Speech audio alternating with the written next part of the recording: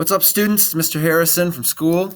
I'm going to go through a video here with a little bit more on the metric system and measurement, but focusing a little bit more on, as opposed to the tools and the properties, focusing a little more on the metric system itself, and especially the prefixes that we use. So let's get started. A measurement is something that you are doing when you're checking your weight, checking your watch, checking the clock, weighing an apple.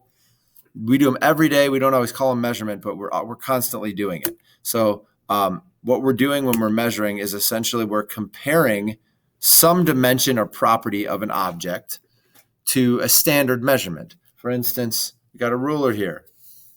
We're going to compare the length, which is a dimension or property of this pen, to the markings on this ruler, which are standardized. That's where we get the word standard measurement. We're going to just see that pen might be the equivalent of 7 centimeters. Okay, so we're comparing a dimension or property to a standard marked out measurement. Let's take a look at the tools here. This first one here is called a graduated cylinder. The second one is called a stopwatch. The third one is a thermometer. We've got a measuring cup, although measuring cups usually measure customary units and not metric units, but that's okay. And then we got a scale. We actually use something right here called a triple beam balance rather than the scale. You can get a digital mass balance as well. So let's do a little pop quiz from the previous slide, which is right here. Which tool would you use to measure temperature? Get an answer in your head. Which tool would you use to measure temperature? The correct answer would be thermometer. Second question, which tool would we use to measure volume? The correct answer for volume would be a graduated cylinder. Third one, time. What do we use to measure time? Correct answer for time would be a stopwatch or a watch. And then weight. Correct answer would be a scale. So we've got temperature, thermometer, volume measuring cup, or graduated cylinder. Metric system would be graduated cylinder. And then again, time would be the watch, but the weight would be the triple beam balance probably as opposed to the scale, but scale works for the weight. Okay, so the metric units is the same thing as SI units. SI stands for Standard International Units, and we're one of the only countries that use customary units. Most of the world uses the Standard International Units, which is the units of the metric system. It's a system used by scientists everywhere, including right here in America. We use the metric system in the scientific field. It's a decimal system based on the number 10. You got to remember the number 10. It's all about tens. And the System International would be the, I guess, the correct way to say it, but another way it's referred to as the Standard International Units. It's used in most of the world, and it's used by hospitals as well, not just scientists. All right, so we've already had a PowerPoint covering this, so this is kind of review, but length is something we use with the unit meters, which is abbreviated lowercase m. Volume is measured in liters, which is abbreviated capital L. Mass is measured in grams, which is abbreviated lowercase g. And temperature is measured in degrees Celsius, not Fahrenheit, and that's abbreviated degree sign C. So, in essence, every measurement has got a number followed by a unit from a measuring device, like 13 centimeters, 28.2 liters. 4.78 grams. So we're going to have a number and then a unit from a measuring device. So another pop quiz. Here's your answer bank right up here. Grams, liters, meters, seconds, and degrees Celsius. Which one is used for liquid? Get an answer in your head. Okay, which one is used for mass? Put an answer in your head. Length, temperature, and lastly, time. So what's used for liquid, what's used for mass, what's used for length, What's used for temperature? What's used for time? Let's see how we did. Liquid. The correct answer would be liters. Liters, capital L. For mass, the correct answer would be grams, lowercase g. For length, the correct answer would be meters, which is lowercase m. For temperature, the correct answer would be Celsius, which is degree sign capital C. And lastly, time, the correct answer would be seconds, lowercase s. Now, gather around, students. It's time for story time. You thought you were done with elementary school, but we're going to do story time here because I want to teach you the story of King Henry. So here we go. Once upon a time, in a faraway land, there lived a king who loved chocolate milk. His name was King Henry. Throughout his kingdom, King Henry made sure that all the cows were fed great supplies of chocolate to continue to provide him with his beloved chocolate milk drink, which obviously you can see made the cows very happy. King Henry drank chocolate milk with his breakfast. He drank chocolate milk with his lunch. He drank chocolate milk with his dinner. He even drank chocolate milk for his bedtime snack. King Henry drank chocolate milk by the liters. King Henry wanted all the living creatures of his kingdom to enjoy chocolate milk as much as he enjoyed chocolate milk. However, the liter was not the best serving size for every creature. The royal carpenter was called for, and the command was given for new serving vessels to be created to fit every creature in the kingdom. For the creatures smaller than the king, the royal carpenter designed deciliters that were 1/10 the size of a liter, centiliters that were 1/100th the size of a liter, and milliliters that were 1/1000th the size of a liter. The milliliters were just right for the royal beetles and bugs of the kingdom.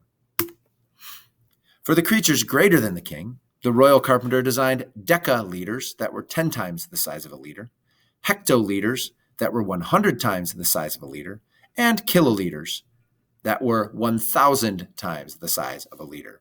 The kiloliters were just right for the royal giants of the kingdom. The royal carpenter lined the vessels up in his workroom from largest to smallest to show the king. The king's vessel was in the center of the line, for the king was the center of the kingdom. The vessels were arranged in the following order: kiloliter, hectoliter, deciliter, liter, deciliter, centiliter, milliliter. King Henry loved the new vessels that were designed larger and smaller than his own for all of the living creatures in his kingdom. The royal carpenter explained that the sizes increased and decreased from the king's liter, the original unit of measurement, by multiples of 10.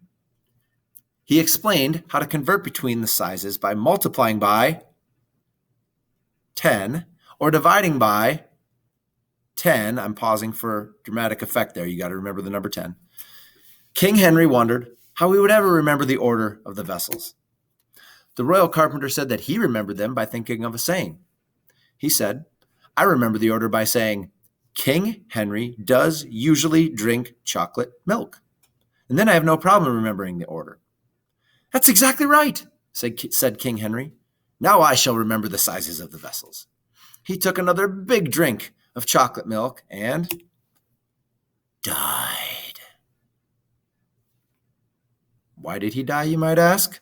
Well, because he wanted you to remember that King Henry died unexpectedly drinking chocolate milk. So King Henry died unexpectedly drinking chocolate milk. King, the K for king stands for kilo, which is 1,000 times bigger. Henry stands for hecto, which is 100 times bigger. Died stands for deca, which is 10 times bigger. Unexpectedly is the only tricky one. It stands for the unit of measurement. In this case, it's liters, right? The unit is liters.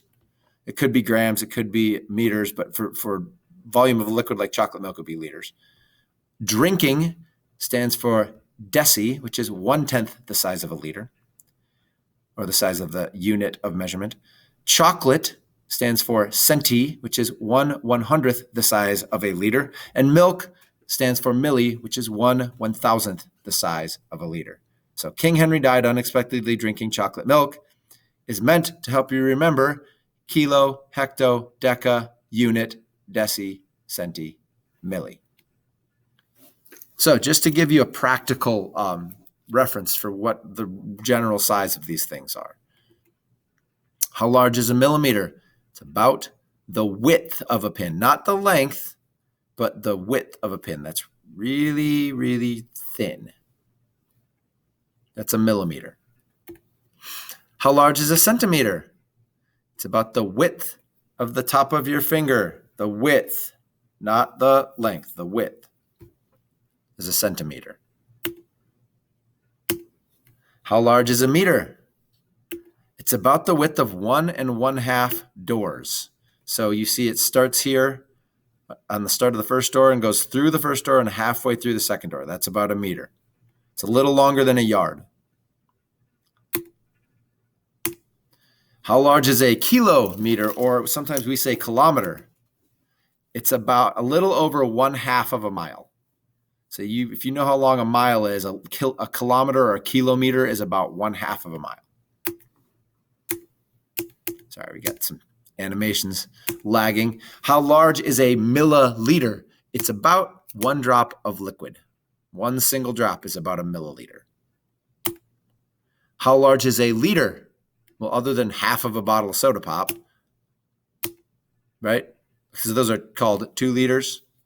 So half of it is a liter. You can get by the way, it's called a pop bottle because I'm from Minnesota and up north they call it pop instead of soda. Although I've acclimated now, so I kind of call it whatever. But a soda pop or a pop bottle, you can get the 20-ounce bottles, or you can get the 2 liters. They also make 1 liter bottles that are about half of a 2 liter. How heavy is a gram? About the mass of 1 paperclip. How about a kilogram? Well, a kilogram is a kitty cat. About 1,000 paperclips, if you think about it. Unless you got a really fat cat, then it won't work. But anyhow, so just to review, the order of the metric prefixes, I'm trying to get back to that slide real quick, is, kilo, hecto, deca, unit, deci, centi, milli. The bottom line is you're going to have to memorize these in order to be successful. And in order to convert, because you're going to have to convert between, say, it might be given a measurement in centimeters and you got to convert it to kilometers. You have to be able to say how many centimeters would be in a certain amount of kilometers or vice versa. Okay, so hopefully this is helpful for you. Please don't hesitate to ask any questions you might have. You are now free to move to your next assignment in Canvas.